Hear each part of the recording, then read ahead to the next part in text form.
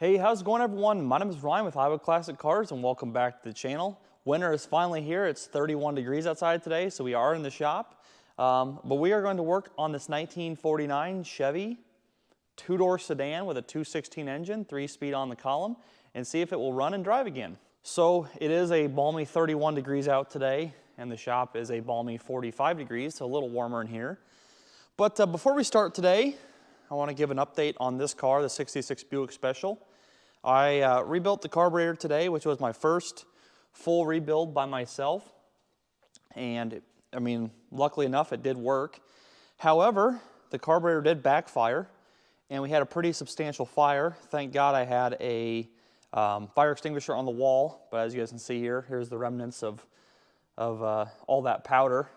And with that, I'm just kind of done with this car. The brakes are done. They do need adjustment though on the pedal itself. The carburetor, obviously there's something with the timing in the motor. It does run good when it wants to run, but it did backfire and almost burned down the shop here. So I'm going to put this one on the back burner. If anyone was expecting to see an update video on it, it is all pretty much ready to go. Just I'm done working on it for the time being because fires are no good. So we're going to hop on to something here that's even better. This is a 1949 Chevy. I believe it's a Deluxe is the model. These have kind of an odd modeling naming system. There's Style Master, Deluxe, just a lot of goofy names, and I'm not going to know how to tell the difference on them. So with that being said, it's just a 49 Chevy two-door sedan.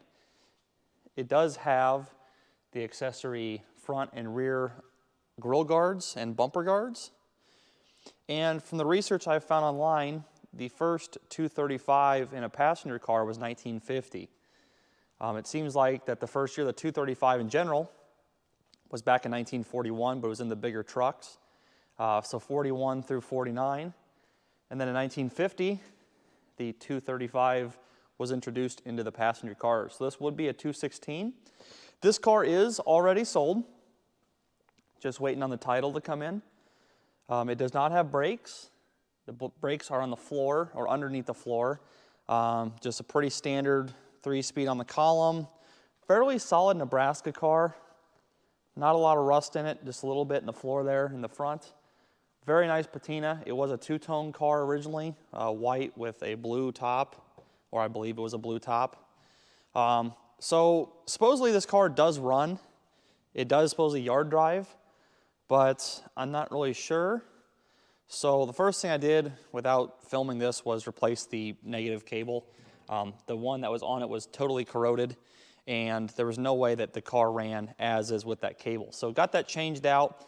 This is a 6-volt system. I'm going to use a 12-volt battery. I know people will probably crucify me in the comments. However, the car cranks over twice as fast with a 12 volt, so might as well give it all the cranking ability it needs. And yeah, here's that battery cable, so obviously you can't drive it with something like that. So let's get into this thing here and start. The cat's gonna be checking this all out with me today, looking for mice, checking my work, and yeah, let's get started. So first things first here, I noticed that the positive wire going to the coil has been spliced into, and there is a red wire. And the red wire, which this access panel being gone is very convenient, but that wire goes to the back of the ignition switch. So these cars are kind of cool because you have a keyed switch. Let me get the door open here, which the switch is right here on the right side. No key, but don't need one. And then it's got a push button. So kind of a fun little idea. Buick kind of copied the same thing back in the 50s and into the early 60s with the foot switch. You'd hit the key and then you push the foot down or your foot feed down and the car starts. So kind of a cool little thing there. Buick and Chevy kind of did. So I'm going to grab a battery. We're going to put the cables on, see if we have power to the coil, and then we will put some gas in it and see what happens. All right, so, and with the 12-volt battery, I really don't want to have it connected more than I have to. There's good ground. Where is that button? Oh, well, we have power with the key off. So let me turn the key to on. Maybe whoever wired it back in the day. All right, so there the key is on. Maybe the people who wired it back in the day had it backwards.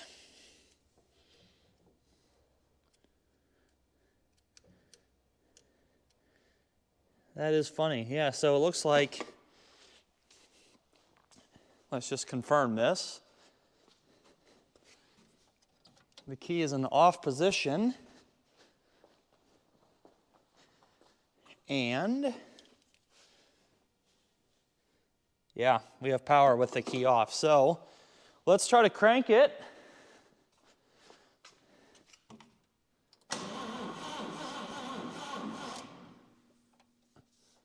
Cool, it does crank over. Okay, so another fun fact with this car is because this car is already sold, I'm not going to drive this thing outside. I'm not going to mess with it, do anything that could possibly overheat the engine or cause any damage to it while I have it in my possession.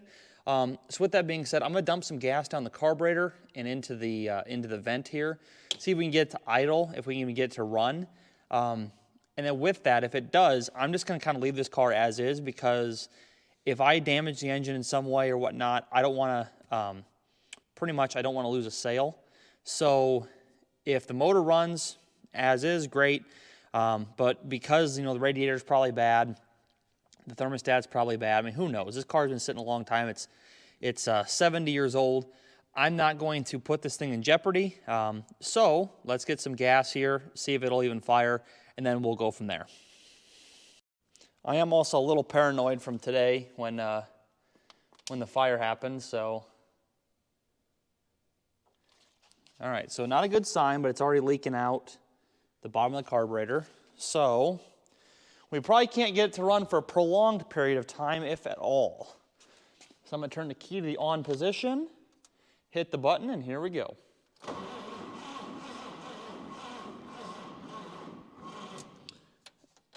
It doesn't help when the battery's almost dead. Let's try this again. All right, let's try the old girl again.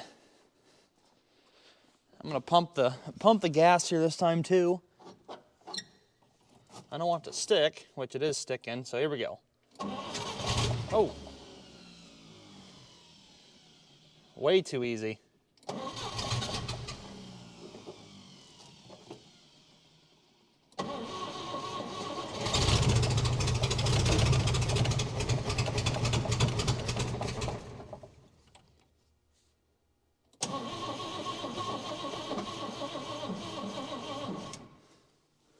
Okay, well, it does run, and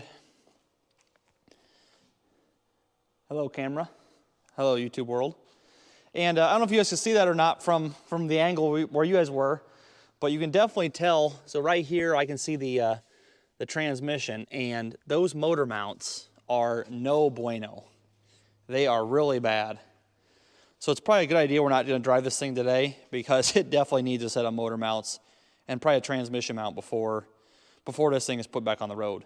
But that is a good sign. It ran pretty good for the 3 or 4 seconds it did. So let me get the camera set back up here, and let's try to fill that vent right there with a little more gas and try to get some more life out of it. Poked a single hole in the bottle here. It kind of works pretty good. You just have to kind of squeeze a little harder, squeeze a little softer. Gas is pouring out of the bottom of that carburetor though. Definitely needs a rebuild. All right, let's give her a shot.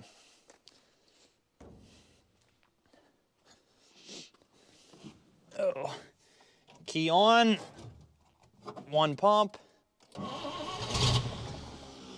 Come on.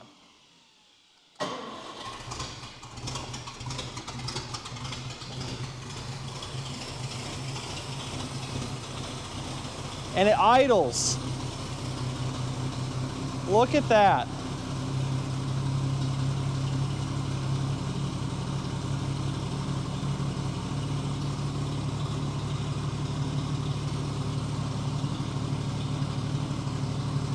I cannot believe that.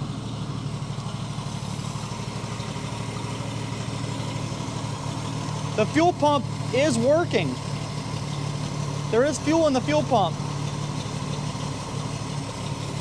Wow.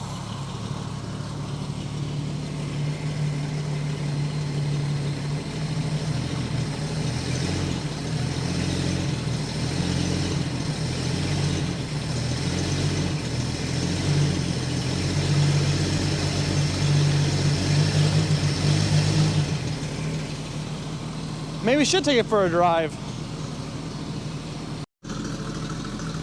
It actually sounds half decent too. I need to open the big doors here. My alarm is going to go off any second from the carbon monoxide. All right, so I'm going to contradict myself here, and we're going to take this bad boy for a ride. Hopefully the engine's okay. I mean, hell, it idles really nice. I did not expect it to start that easy. Okay. Oh boy. Shut the door 3/4 of the way, so I have to get out. I still can. Key is on position.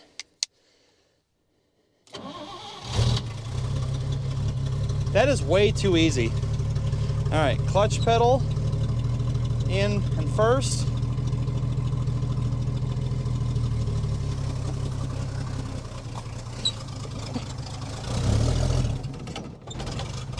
Come on, old girl.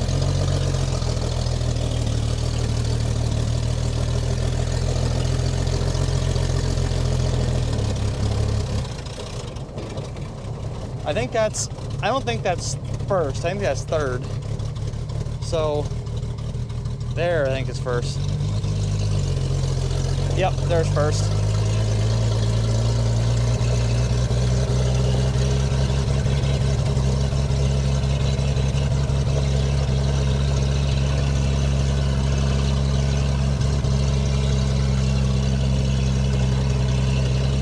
The odometer works.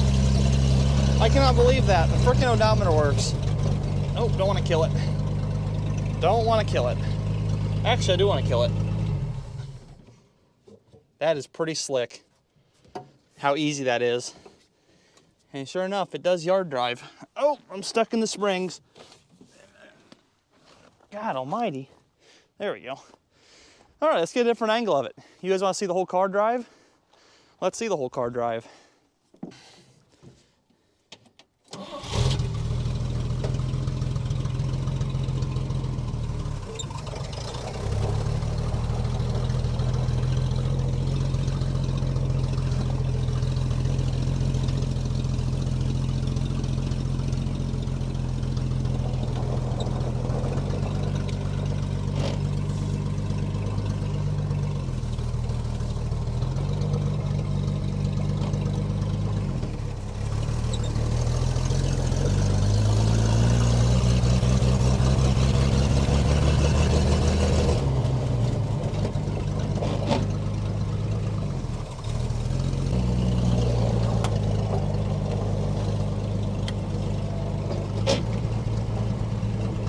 This car is a ton of fun, but you definitely have to fix the floor, and it definitely has to have new exhaust because it about smokes you out after about 2 minutes of driving. But it does run and drive, and man, this thing is awesome. I love this car. I'm kind of sad I'm selling it now, but at the end of the day, I have bills to pay, and I like my cars, but I've got enough of them as it is. Look at this, guys. Look how easy this is. It should not be that easy to start this car. Don't even touch the gas and it goes.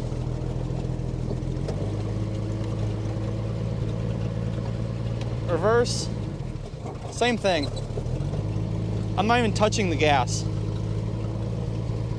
Doesn't stall or anything. What an awesome old car. Got the door open for some ventilation here. The odometer does work. The speedometer kind of moves a little bit. Just chugs along. All right, let's kill this thing. Let's put it in first. Keep it from rolling backwards. What an awesome car. Here's the air cleaner, which these are kind of cool. the old 216 air cleaners, how long they are, and just an awesome, awesome car. Back seats in it. That door doesn't latch, but that's okay. Driving around with 3 lug nuts, that would have been good, going a little faster.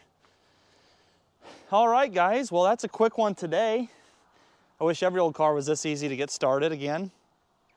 But yeah, I'm in love with this thing. This is an awesome car, 2-door sedan, 1949 Chevrolet with the accessory guards. Came out of Nebraska, so you know it's a good, solid car. And the new owner, I'm gonna show him this video. I hope he loves it. And I hope he'll keep me posted on the restoration of this thing. His parents were born in 1949 and 1950, he said. So it's kind of a sentimental thing for him.